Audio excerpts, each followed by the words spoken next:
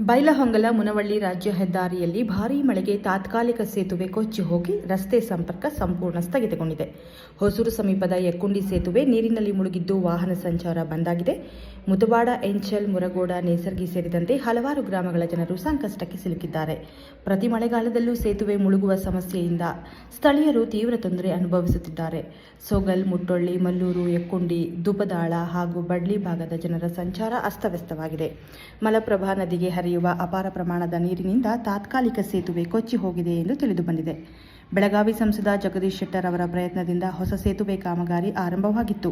ಆದರೆ ಕಾಮಗಾರಿ ನಿಧಾನಗತಿಯಲ್ಲಿ ಸಾಗುತ್ತಿರುವುದರಿಂದ ಜನರು ಆಕ್ರೋಶ ವ್ಯಕ್ತಪಡಿಸಿದ್ದಾರೆ. ತಾತ್ಕಾಲಿಕ ಸೇತುವೆ ಮರು ನಿರ್ಮಾಣವಾಗುವವರೆಗೆ ರೈತರು, ವಿದ್ಯಾರ್ಥಿಗಳು ಮತ್ತು ಸಾರ್ವಜನಿಕರು ಸಂಕಷ್ಟ ಅನುಭವಿಸಬೇಕಾಗಿದೆ. ಅನುಭವ ಹೊಂದಿದ ಗುತ್ತಿಗೆದಾರರಿಗೆ ಕಾಮಗಾರಿ ನೀಡಿ ಶೀಘ್ರ ಸೇತುವೆ ಪೂರ್ಣಗೊಳಿಸಬೇಕು ಎಂದು ಸಾರ್ವಜನಿಕರು ಆಗ್ರಹಿಸಿದ್ದಾರೆ.